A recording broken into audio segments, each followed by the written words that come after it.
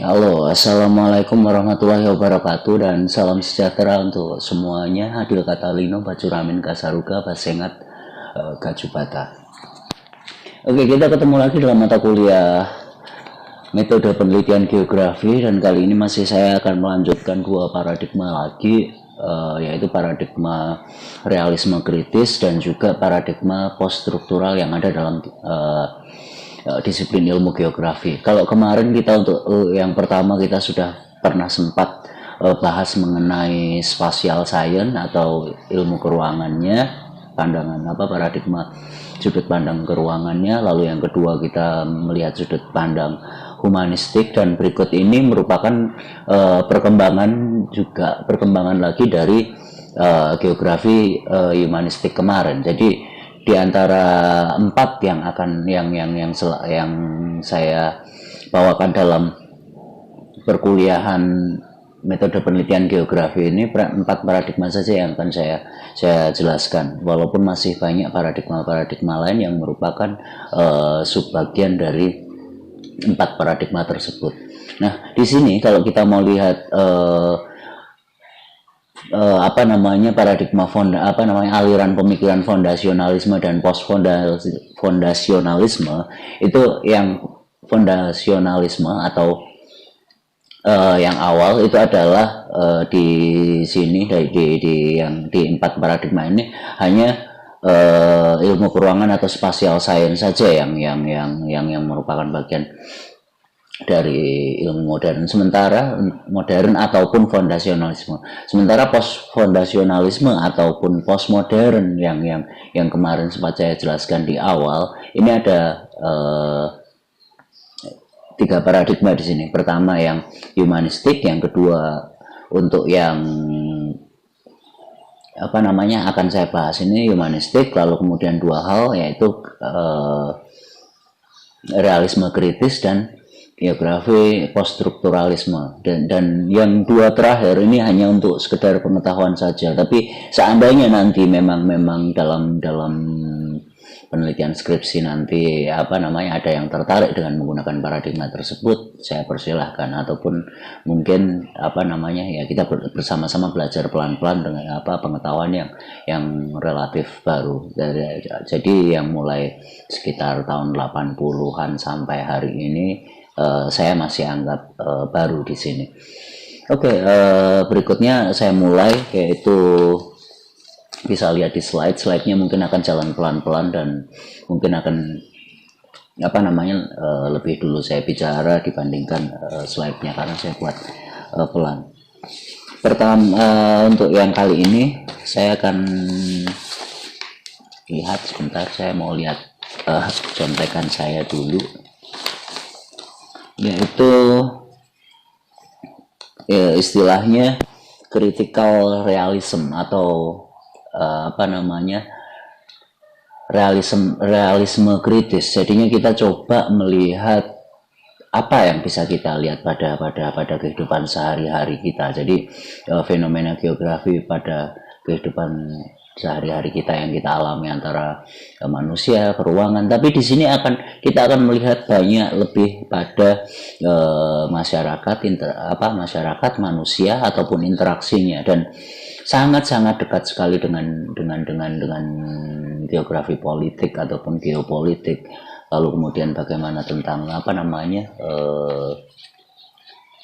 bagaimana sekelompok orang, sekelompok institusi, grup dan lain sebagainya di sini beraktivitas, berusaha realisasi di bukan realisasi. Jadi ada suatu kejadian-kejadian yang dimana ternyata di baliknya itu, di balik sebuah kejadian atau suatu fenomena ini ada semacam struktur ataupun mekanisme yang terselubung di dalamnya yang tidak seperti kita lihat.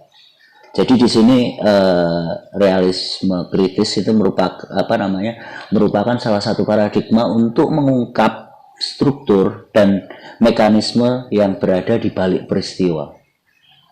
Nah, mungkin kalian juga di sini menariknya ketika Anda atau kita itu mencoba untuk mengkaji atau menelisik konspirasi-konspirasi di balik semua ini, atau mungkin ini dapat dikatakan semacam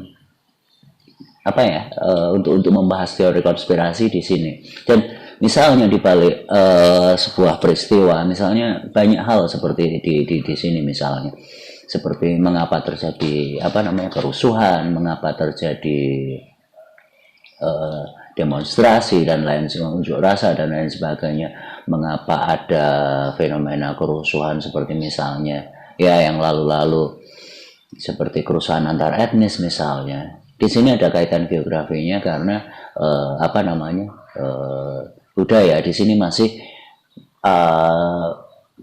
belum bisa kita lihat sesuatu yang tidak terbebas dari tempat asal, lokasi, habitat tempat tinggal dan lain sebagainya. Itu masih sangat mempengaruhi, masih sangat terlihat seperti, karena saya pun pernah menuliskan bahwa untuk tentang kota Pontianak ini bersama teman-teman dari sejarah itu tentang bagaimana fragmentasi di kota Pontianak. Jadi memang di sini sangat-sangat beragam, namun masyarakat tersebut masih terpecah-pecah dan dari sisi tempat tinggalnya, dari sisi posisi mereka berkumpul dalam tempat tinggalnya masih sangat-sangat berkelompok-kelompok di sini. Dan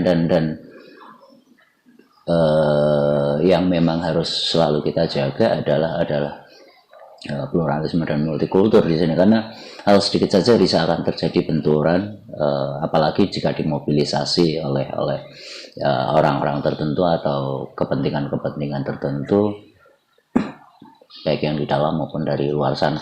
Ini jadi ngelantur. Tapi memang apa yang mau kita ketika kita menggunakan paradigma ini, kita memang sepertinya tidak identitas keilmuan atau disiplin ilmunya seperti kita tidak seperti seorang geograf, tapi lebih seperti misalnya pengamat budaya, seperti pengamat politik. Padahal banyak hal yang berkaitan dengan hal seperti ini yang lebih kontekstual, misalnya geopolitik, misalnya kita bisa melihat itu di sekitar kita, fenomena bagaimana sebuah struktur yang besar digunakan untuk bersembunyi satu kepentingan yang dia tidak harus sesuatu yang tertinggi, tapi mungkin bagian-bagian yang turut mempengaruhi itu, atau istilahnya sebagai agen. Nah, di sini bagaimana cara sebelum kita mengungkap cara kerja, mekanisme atau cara kerja dan struktur-struktur yang ada di balik suatu peristiwa. Nah, di sini tentu saja seperti yang kemarin, kalau untuk realisme kritis ini memiliki asumsi teoritis atau memiliki dasar pemikiran bahwa asumsi pasti harus ada pada setiap paradigma. Lalu kemudian sebelum kita membahas, kita harus menentukan konsepnya, sehingga kita harus berangkat dari asumsi tertentu. Karena ketika beranjak dari asumsi yang berbeda, membicarakan satu hal pasti akan menjadi debat kusir dan sebuah perdebatan yang tanpa akhir, dan ujung-ujungnya nggak bisa hanya bisa berantem. Jadi tidak mungkin kita membahas satu hal itu dengan dengan paradigma dengan asumsi yang berbeda, dan ya akhirnya semuanya benar. Akhirnya yang terjadi adalah post-truth. Post-truth merupakan istilah yang sering diungkapkan kalau di Indonesia ini Rocky Gerung yang sering mengatakan post-truth, atau lebih dari sekedar kebenaran. Atau kalau dulu ada filsuf yang mengatakan, saya berpikir maka saya ada. Kalau hari ini saya berkata maka saya akan ada. Tapi itu bukan bukan berlandaskan dari sebuah landasan pengetahuan atau sesuatu hal yang saintifik, tapi berlandaskan pada bagaimana seseorang itu berkuasa untuk menentukan sesuatu, bisa secara politis dan terutama secara politis, karena di sini banyak hal yang kita tahu bahwa ternyata ilmu pengetahuan itu kalah dengan kekuasaan. Benar salahnya itu ditentukan oleh pemegang otoritasnya. Siapakah yang memegang otoritas ini? Memang bisa yang ahli, bisa juga yang tidak ahli tapi disepakati untuk menjadi ahli. Nah seperti itu. Jadi menjadi common sense atau semacam pandangan bersama bahwa di dalam masyarakat ini ada struktur-struktur tertentu. Jadi bukan pengetahuan tapi mungkin ya status-status tertentu itu jauh lebih menentukan dibandingkan dengan bukti-bukti ilmu pengetahuan, bukti-bukti yang realis. Saya tidak katakan objektif, mungkin interobjektif, intersubjektif, atau ya sesuatu yang common sense. Tapi common sense itu dapat dirubah dengan beberapa status tertentu atau legitimasi kekuasaan atau otoritas tersebut. Oke, asumsi yang pertama bahwa kita melihat suatu peristiwa di dunia itu terikat dalam struktur yang lebih besar. Jadi misalnya terjadi suatu peristiwa, suatu peristiwa apa ya? Kalau terlalu kontekstual ada beberapa hal di sini yang sensitif. Kalau misalnya saya gunakan sebagai contoh, padahal itu kontekstual sekali. Bagaimana misalnya nih di balik sebuah peristiwa tertentu, kejadian tertentu itu terikat pada atau berkaitan dengan sesuatu yang sesungguhnya lebih besar, bisa lebih mendalam. Dan kadang-kadang ada sebuah konflik, kita tidak pernah tahu, sepertinya konflik pandangan dan lain sebagainya. Tapi kalau di sini dicontohkan bahwa struktur yang lebih besar, misalnya kapitalisme misalnya, lalu kemudian di sini ketika kita membahas mengenai gender, itu mengenai sistem patriarki yang memang lingkupnya lebih besar dan sudah ditegakkan sejak ratusan bahkan ribuan tahun yang lalu, seperti itu misalnya. Jadi di sini atau mungkin nampaknya ada suatu kejadian, kenapa ada kecenderungan untuk berkelompok. Ketika kita lihat suatu fenomena ini kita tidak selalu melulu pada peristiwa, tapi semua gejala yang bisa kita lihat, seperti misalnya pengelompokan itu atau dasar-dasar kebijakan tertentu itu mungkin berdasarkan etnis misalnya, hal-hal yang sering terjadi di Nusantara ini dan ketika kebebasan untuk mengembangkan identitas ini kadang-kadang memunculkan benturan-benturan sehingga jika kita tidak saling mengerti, ketika kita masih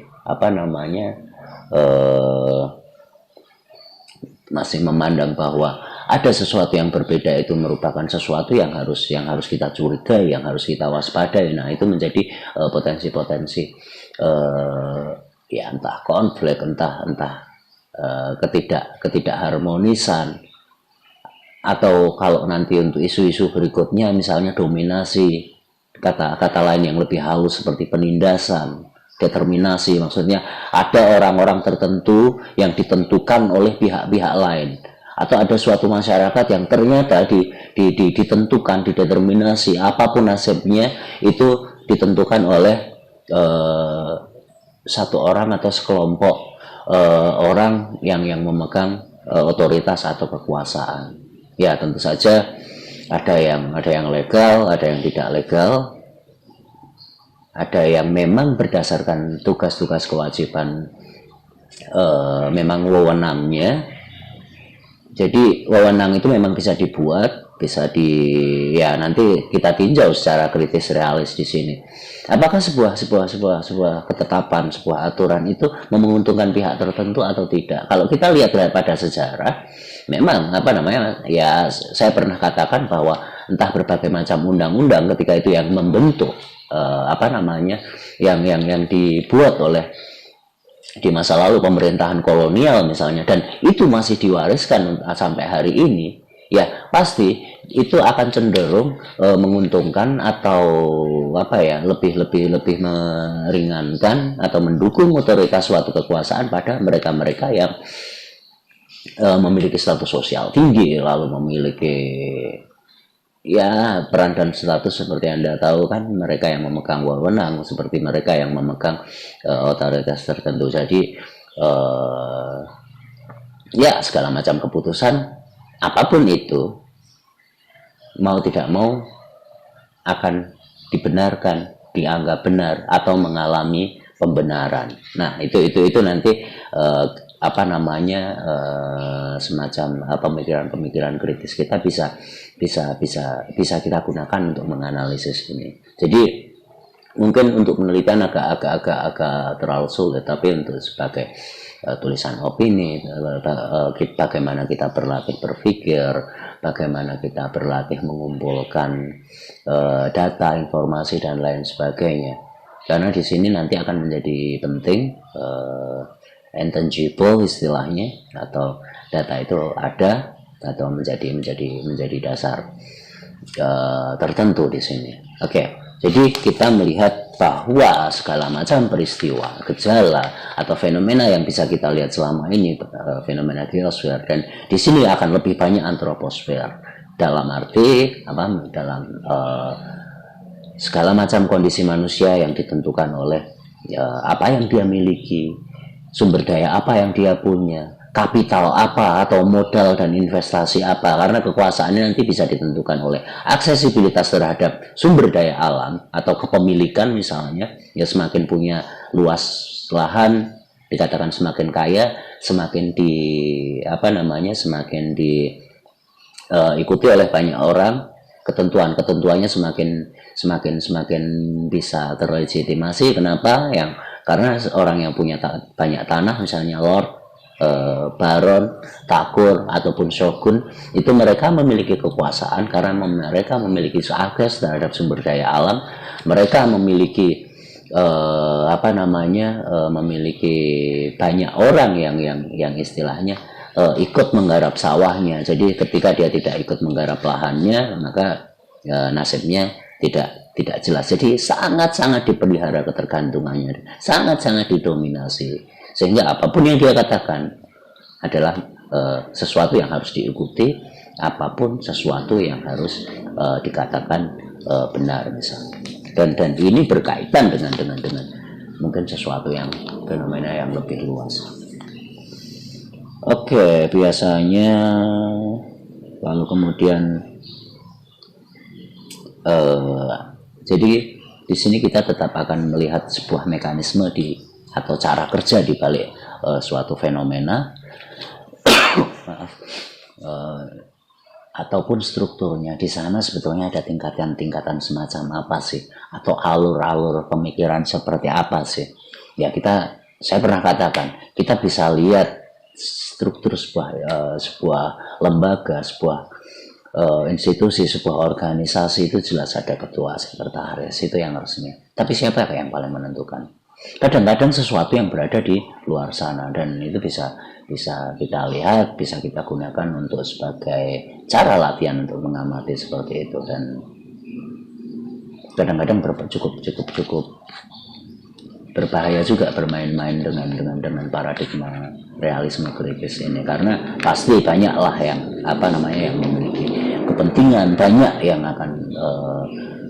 akan tersinggung. Lalu kemudian ketika dia punya otoritas dan punya kuasa, apa yang dilakukan oleh para peneliti atau para geografer dengan aliran atau dengan menggunakan paradigma realisme kritis ini, dia adalah musuh kekuasaan. Dia selalu berada di oposisi suatu kekuasaan, dan seringkali hal itu dinyatakan, kalau Anda pernah dengar istilah subversif. Nanti kalau seandainya kita bisa ngobrol tentang geografi budaya, ada istilah subversif, dan dia akan selalu menjadi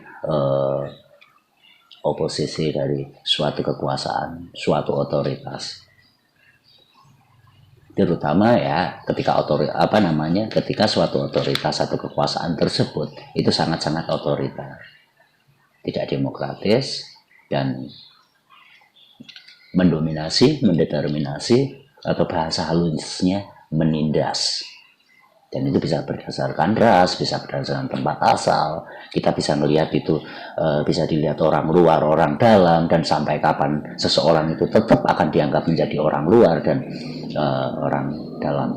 Nah, itu yang politik identitas sekarang dan saat ini banyak sekali bermain. Dan itu terpicu dulunya oleh ketika kalau di NKRI ini, ketika munculnya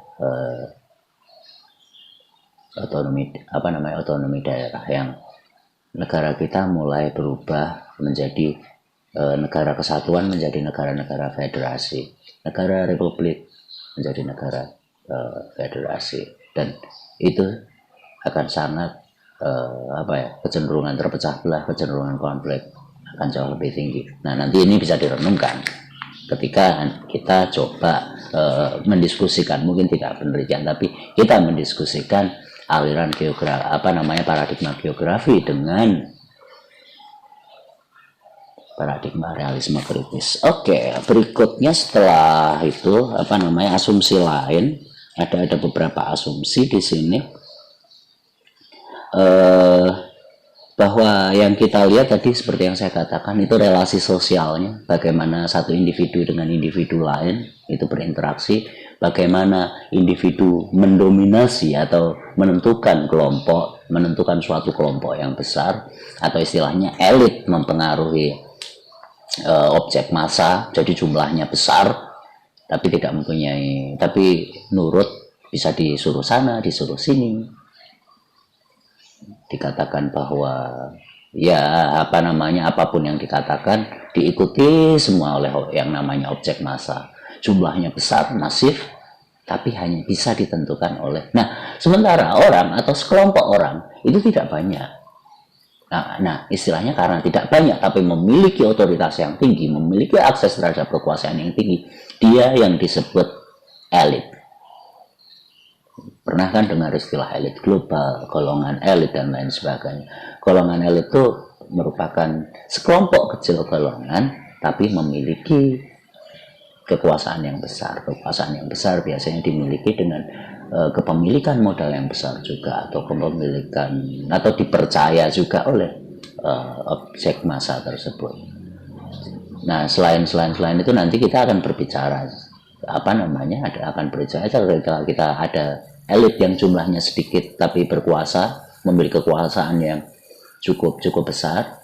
Nah, ini berdasarkan kekuasaannya. Lalu kemudian berdasarkan jumlahnya ada mayoritas dan ada minoritas. Jadi kalau misalnya yang namanya mayoritas memiliki kekuasaan atau memiliki posisi tawar yang tinggi untuk menentukan sesuatu, itu namanya mayoritas. Lalu kemudian kalau jumlahnya sedikit dan dia didominasi oleh mayoritas, itu namanya minoritas. Karena ini masalah dari kuantitas saja kalau misalnya mayoritas dan minoritas. Tapi kalau yang tidak tergantung pada jumlahnya, itu adalah elit dan objek massa. Oke, itu. Lalu kemudian apa lagi ya?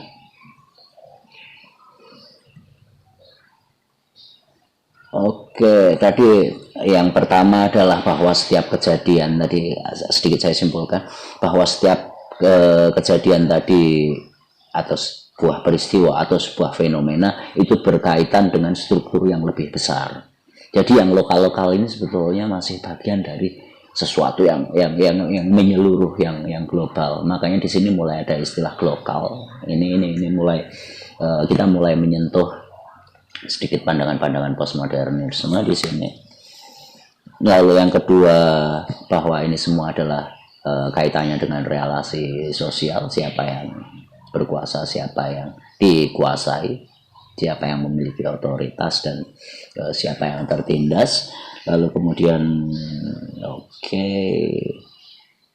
dan biasanya itu juga belum tentu stabil, tapi ada suatu perubahan yang cepat. Kadang-kadang ada perubahan cepat, kadang-kadang ada perubahan yang perlahan.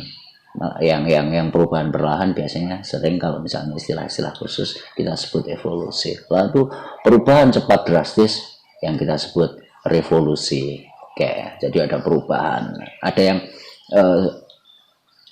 struktur dan mekanisme itu berubah dengan cepat. Tadinya yang ada di bawah tiba-tiba ada di atas, ada semacam kudeta, ada semacam banyak gerakan. Dan kalau misalnya itu dipandang dipandang dari, ada beberapa teori dari teori-teori dari Marxisme baru itu mereka mengistilahkan dengan istilah perjuangan kelas. Walaupun perjuangan kelas ini teorinya juga runtuh karena kelas sosial yang yang melawan suatu tiran, yang melawan sebuah kekuasaan otoriter, yang melawan adanya kelas-kelas yang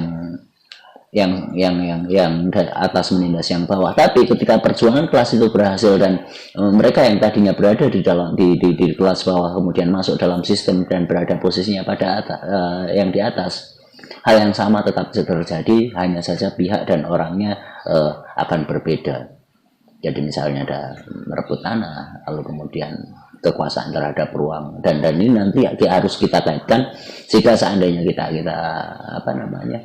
dalam kajian geografi pastinya akan kita kaitkan dengan ruang, dengan lingkungan, lalu dengan region, hubungan antar wilayah, nah seperti itu. Dan kemudian asumsi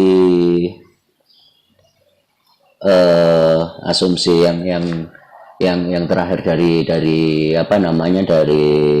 realisme kritis ini adalah segala sesuatu kita lihat pada konteksnya. Jadi di sini juga tidak ada sesuatu yang universal. Mungkin ada proposisi-proposisi model-model yang relatif universal atau memiliki kemiripan-kemiripan dengan masa lalu, memiliki kemiripan-kemiripan dengan di tempat lain, itu mungkin terjadi kemiripan. Tapi kalaupun ada kemiripan, kita lihat itu pada konteks lokal saja, konteks apa yang terjadi di suatu lokasi, suatu area yang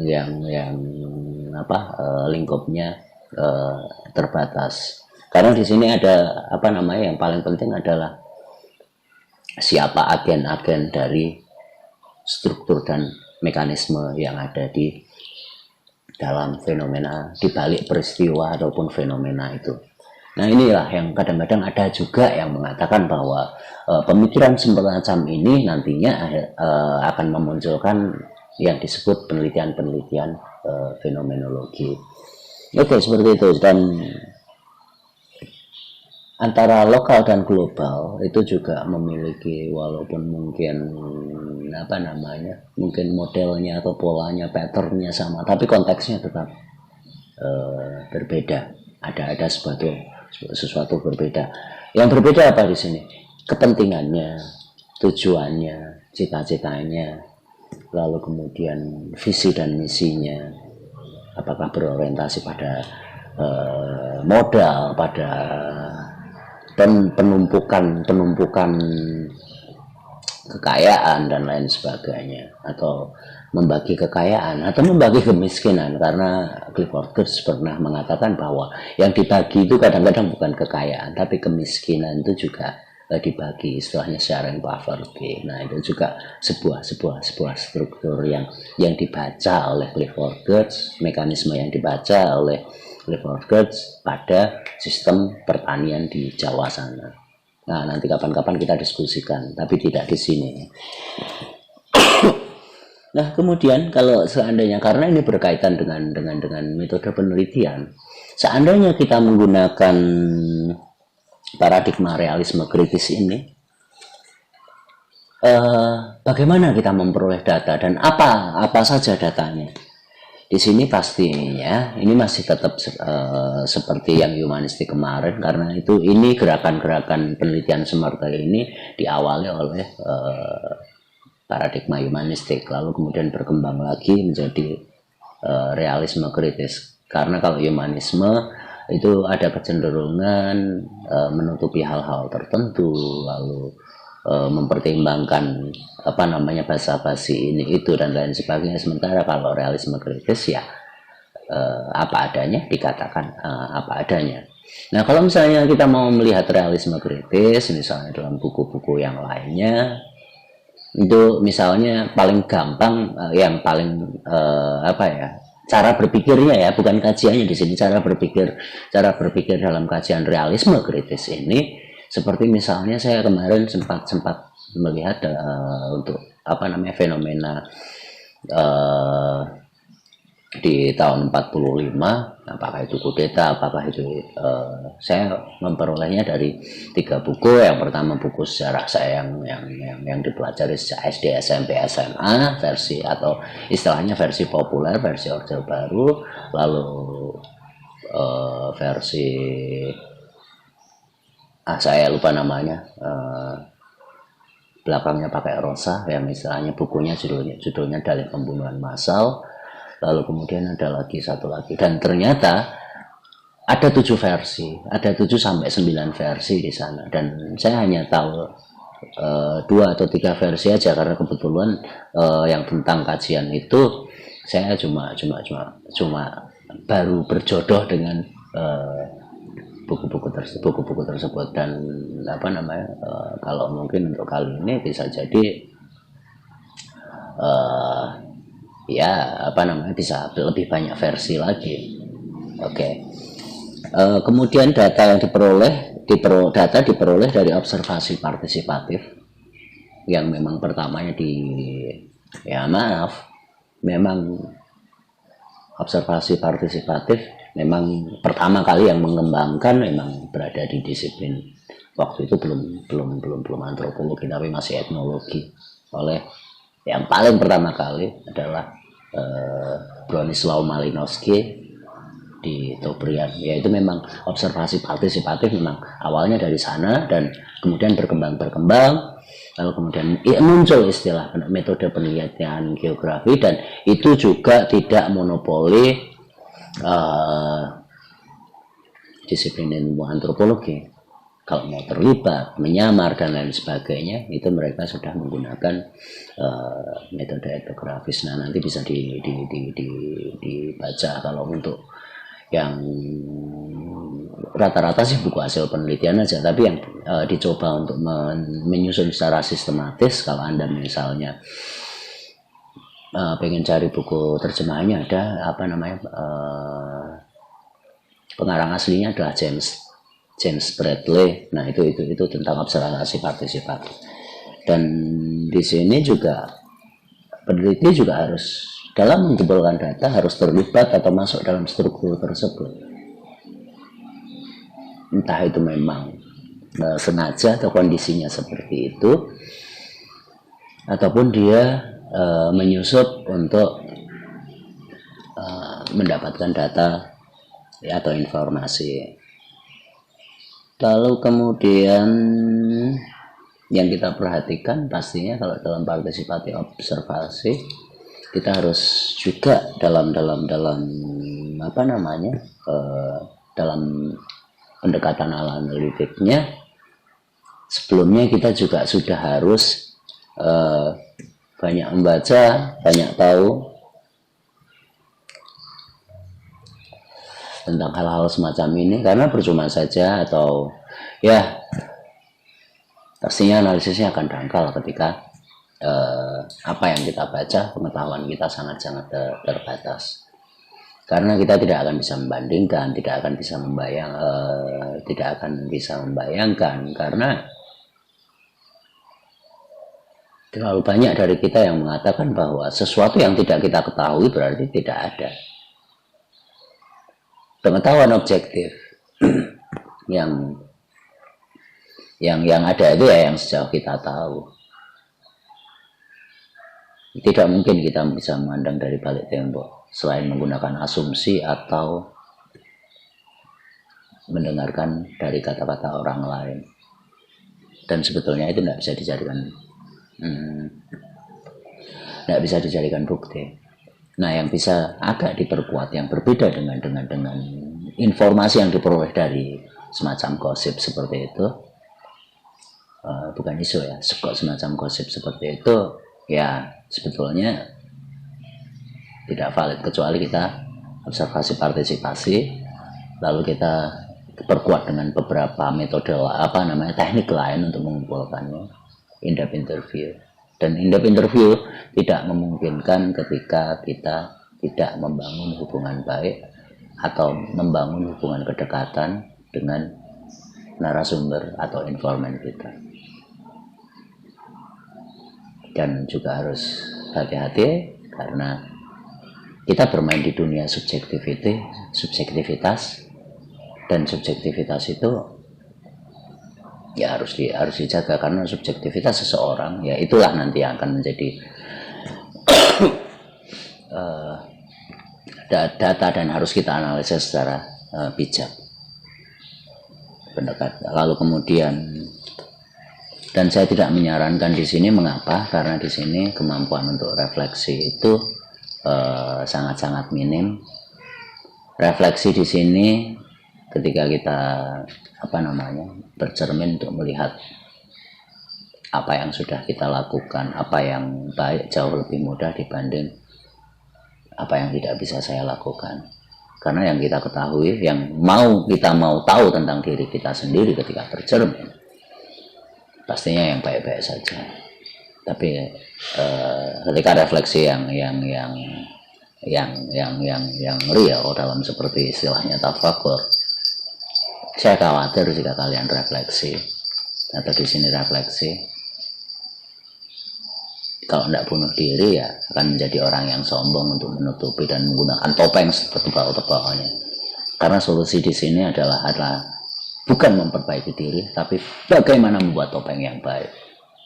Sejauh saya partisipasi observasi selama 12 tahun di sini, sulit sekali untuk membuat sama-sama kita bercermin, dalam arti cermin yang memang datar. Kita sering bercermin di cermin, atau refleksi itu artinya bercermin ya, refleksi di cermin retak, refleksi di sendok baik yang cekung ataupun yang cembung. Dan seringkali hal yang sering terjadi adalah ketika kita berefleksi, ada istilahnya ya, cerminnya dibelah, dan itu terjadi, dan itu terjadi dan seringkali kita melakukan seperti itu. Dan ya coba saja Anda mengajak refleksi seseorang, justru nanti bahayanya realisme kritis ada di sini. Anda menjadi subversif karena tidak semua orang mau disodori cermin. Pengen tahu seberapa banyak kalian yang menggunakan spion? Seberapa banyak yang kalian menggunakan kamera editor? Seperti saya ini misalnya, saya edit supaya kerut-kerut saya, kurus saya tidak begitu tampak. Oke, datanya itu tadi, data refleksi, nah ketika kalian pernah melihat metode analisis kualitatif yang Miles and Habermas di sana ada analisis siklus. Ya di sini di sini proses refleksinya adalah pada saat kita data restoring, lalu kemudian reduksi data restore, lalu kita verifikasi lagi, ternyata masih kurang, kita masih butuh lagi, dan kita ke lapangan lagi untuk melengkapi. Dan ketika di lapangan ternyata apa yang kita restore itu masih kurang mendalam, masih ada gejala-gejala lain yang ternyata kita temukan. Ada perbedaan. Nah, sambil kita melakukan analisis siklus itu, disitulah triangulasi terjadi. Karena ada kita wawancara, ada perbedaan waktu, dan sekarang wawancara, 3 hari lagi wawancara, itu berarti kita sudah mengulur. Nanti berapa hari lagi kita akan datang ke informan atau narasumber kita, itu waktunya. Lalu kalau mungkin tempatnya, awalnya kita di tempat-tempat yang resmi, lalu kemudian di tempat-tempat yang santai dan lain sebagainya. Jadi Di sini secara langsung atau tidak langsung ketika kita menggunakan Mile and Habermas, kita sudah melakukan triangulasi, kita sudah melakukan verifikasi data yang kita kumpulkan. Lalu bagaimana sih sebetulnya hubungan antara antara peneliti dengan subjek penelitian atau objek penelitian? Kalau objek mungkin ruang atau benda-benda lain, tapi ketika itu seseorang kita katakan subjek penelitian. Subjek penelitian dalam arti kalau di sini pastinya narasumber, kalau itu manusia. Dan ternyata ini saya lihat relatif sama antara antara realisme kritis dan juga poststrukturalisme dengan humanistik. Perbedaannya memang agak-agak tipis dalam arti kedalaman kedalaman analisisnya. Lalu kemudian oke. Dan itu tadi seperti saya katakan bahwa yang kita lihat di sini itu adalah ide dari narasumber kita atau konstruksi.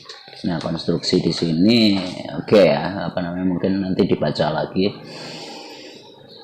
seperti bangunan. Konstruksi itu kalau zamannya sebelum ejaan yang disempurnakan, konstruksi sering disebut pesawat. Konstruksi kadang-kadang juga sering kita sebut karena konstruksi itu mempunyai struktur tertentu, sering juga kita katakan struktur. Tapi segala macam struktur yang ada dalam pemaknaan, dalam sistem nilai yang ada di kepala kita. Jadi bagaimana kita memandang baik, buruk, tinggi, rendah, bagaimana kita mengelompokkan klasifikasi dan kategorisasi di sini itu sangat penting dan menghubungkan masing-masing dari bagian-bagian tersebut. Dan kita melihat suatu peristiwa itu bukan sebagai peristiwa yang dengan peristiwa misalnya kita melihatnya sebagai sebab akibat, itu bukan menyebabkan Y misalnya. Nah, sebuah kecelakaan misalnya, ya oke.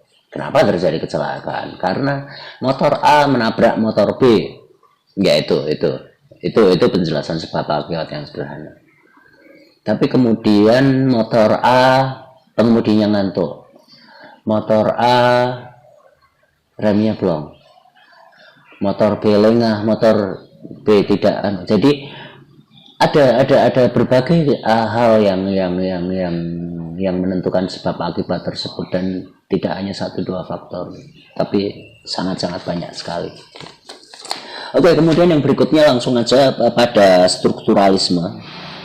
Nah, kalau tadi kita mengatakan bahwa realisme kritis, kita memang dalam arti kita beranjak dari realisme sesuatu yang ya sebetulnya realitas itu tidak bisa dipegang, tapi yang kita alami. Kita juga mengkaji maksudnya ketika kita mewawancarai, yang kita tanyakan berbagai macam pengalaman atau bahkan kita mengobservasi, mengalami bersama narasumber, mengalami pengalaman keseharian tersebut. Nah, sementara kalau untuk post struktural, kajiannya di sini adalah diskurs atau sering kita sebut wacana. Di sini wacana juga bukan hal atau ya seperti isu-isu yang disebutkan secara awam, karena ada definisi operasional atau konsep-konsep tertentu tentang wacana. Wacana di sini, yang kita katakan wacana adalah sesuatu yang sering kita bicarakan, yang sering menjadi, kalau misalnya istilah di media sosial adalah trending topic dan lain sebagainya. Ya, istilahnya sesuatu yang memang masih aktual, sering kita bicarakan. Dan wacana common sense bagi sekelompok tertentu merupakan common sense itu yang kita akui bersama itu ada, tapi pada kelompok tertentu saja. Nah, di sini seringkali seseorang tidak bisa sesuai, atau kalau bahasa awamnya kita sering tidak nyambung kalau ngomong sama orang, tidak nyambung, tidak nyaman dan lain sebagainya, karena perbedaan wacana. Dan wacana itu pada dasarnya ada di kepala kita dan sering kita komunikasikan. Jadi wacana itu merupakan, nanti coba dicari yang namanya diskurs atau wacana itu, silahkan di wiki atau untuk dalam misalnya ada nemu buku analisis wacana dan lain sebagainya. Nah itu kita mencoba untuk menerapkan paradigma post struktural ini ketika. Nah di sini yang dianalisis adalah wacana yang secara sosial mengkonstruksi. Konstruksi ada dalam kepala kita. Konstruksi itu bisa kita bilang pesawat, kita bilang sebuah rangkaian, kita bisa katakan bagan. Jadi ada serangkaian semacam ya namanya konstruksi seperti bangunan, bahwa ya seperti pemikiran itu ada dasarnya, ada tiangnya, ada penyangganya, lalu kemudian ada bagian-bagian tertentu yang menyusun sebuah pemikiran tersebut, itu namanya konstruksi. Oke, nah nanti tentang konstruksi, dan kalau seandainya nanti ya kita ada tatap muka, saya coba kita diskusikan pelan-pelan. Saya tidak akan menjelaskan, tapi diskusikan pelan-pelan. Dan diskusi ini hanya bisa dilakukan ketika Anda juga membaca hal yang lain. Karena ketika Anda tidak membaca, ketika Anda tidak mempelajari yang lain tentang konstruksi itu, maka sebetulnya yang terjadi ketika saya ngajar, saya memaksakan konstruksi yang ada di kepala saya pada Anda. Seperti itu. Saya ingin konstruksi itu muncul dari Anda, dari saya. Nah, sehingga pada saat kita diskusi itu saya melihat banyak konstruksi di sana. Selain konstruksi, ternyata konstruksinya sama. Kita menyusunnya sama, tapi berbeda, dan pasti berbeda. Pasti ada perbedaannya. Kalaupun polanya relatif mirip. Nah di sini wacana, struktur dan konstruksi ini memang agak-agak dalam konstruksi ini di sana ada kategori, klasifikasi, hierarki. Hierarki itu kelas-kelas yang bertingkat ke atas. Sementara kalau kategori itu kelompok-kelompok, kita mengelompok-kelompokkan berdasarkan kelompoknya. Jadi posisinya tidak bertingkat. Nah itu makanya ada istilah kategori dan klasifikasi. Ketika klasifikasi itu ada tingkatan-tingkatannya. Dari kita ada sebuah anggapan dari apa yang baik sekali atau mungkin tinggi sekali sampai buruk sekali. Nah sementara kalau kategori itu kita mengelompokkan, misalnya tema, misalnya ya sesuatu yang sejajar dan tidak bertingkat tapi berbeda-beda. Nah itu kategori. Dan struktur itu muncul dari hubungan-hubungan baik yang dari atas ke bawah ataupun klasifikasinya tadi ataupun pengkategorian. Kemudian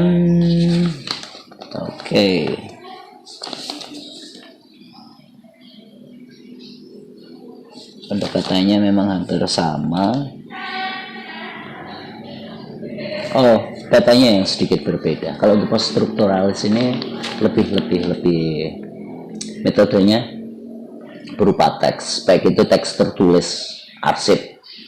Nah teks ini bisa diary, apapun, media massa dan lain sebagainya. Nah tinggal nanti bagaimana kita menganalisisnya. Media massa banyak hoax juga kan, tapi kita kan bisa menganalisis mana dari media massa atau media sosial yang hoax, yang tidak, yang sudah dikonfirmasi yang mana, atau sesungguhnya yang seperti apa. Nah proses itulah yang nanti akan sulit ketika kita mengkaji post struktural di sini. Datanya teks, lalu kemudian teks di sini bisa tidak hanya kita definisikan sebagai aksara yang disusun menjadi kata, kemudian menjadi kalimat, paragraf dan lembaran buku. Teks di sini ada, nanti silahkan Anda dalam geografi budaya Anda bisa ya mengacu pada pengertian lain bahwa teks adalah segala macam fenomena, segala macam yang bisa kita lihat dan bisa kita baca. Yang kita lihat, dan teks di sini didefinisikan bahwa teks merupakan segala macam hal yang bisa kita lihat dan kita baca, dan itu merupakan produk dari manusia. Nah, teks di sini kita bisa melihat itu, misalnya kalau yang paling gampang misalnya kita nonton film, iklan, brosur, lalu kemudian tata ruang. Nah, ini ketika kita melihat tata ruang itu sebagai teks dan bisa kita baca, dibaca di sini artinya ditafsirkan atau diinterpretasikan. Nah, interpretasi ini menariknya, yang namanya interpretasi ini bisa kita lihat tidak ada interpretasi atau tidak peduli, ada interpretasi yang biasa-biasa awam, ada interpretasi yang ternyata interpretasi itu kritis. Jadi sementara orang lain tidak melihat, dia bisa melihat dan dia bisa menjelaskan. Seperti itu. Dan itu kemudian akan menjadi bahan refleksi. Bahan refleksi ya, bukan bahan refleksi, bukan bahan hujatan, bukan bahan. Nah, kadang-kadang memang ketika diajak refleksi kita ya pastilah kalau baik-baik refleksi itu. Tapi kalau buruk, nah kita sebagai cermin kita akan dibelah. Ya itu resikonya.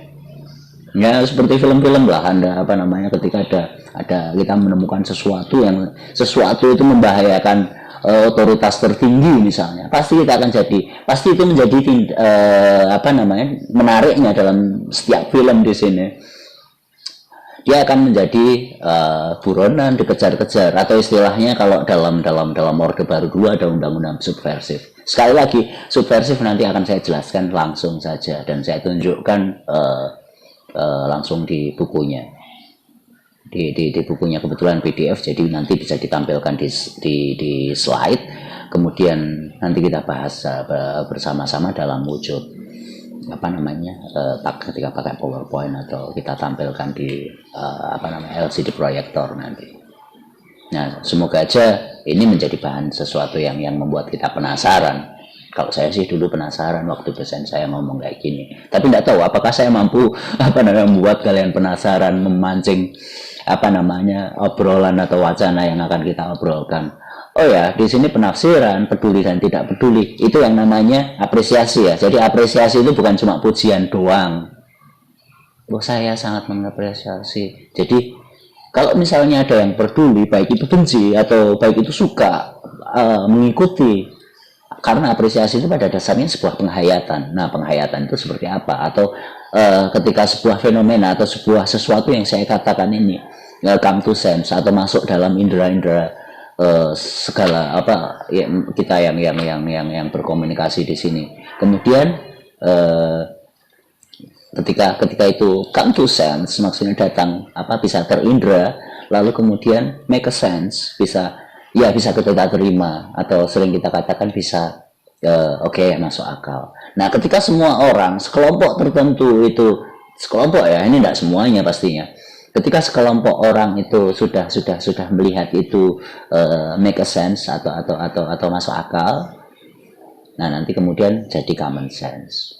Lebih dalam lagi, akhirnya akan menjadi sebuah keyakinan. Ketika menjadi sebuah keyakinan, menjadi kenyataan di antara imajinasi bersama tersebut. Oke, seperti itu melihat post struktural. Lalu di sini hubungan dengan peneliti atau objek, subjek, karena di sini merupakan sebagian besar objek dan kajian tekstual untuk post struktural ini, karena kajiannya luas, mendalam, filosofis. Makanya kita berhadapan dengan berbagai macam teks buku. Lalu kita kalaupun observasi, kita mengamati, mencatat, lalu kemudian kita interpretasikan. Karena apa yang kita lihat, kita jadikan, ya itu teks tadi. Nah, lalu kita baca ulang, kita coba verifikasi, kita coba cari data pembanding. Dan makanya kadang-kadang di situ dalam sebuah penelitian, setelah verifikasi, apa yang kita dapatkan pertama akan selalu berbeda dengan apa yang kita dapatkan kedua, ketiga, dan seterusnya. Walaupun nanti kita menemukan polanya yang sering kita sebut kalau dalam penelitian kualitatif adalah sebuah temuan, sesuatu yang baru. Sebetulnya pada dasarnya temuan tersebut adalah sebuah konstruksi yang baru, sebuah pemahaman yang baru, dan kita katakan pada semua orang publik.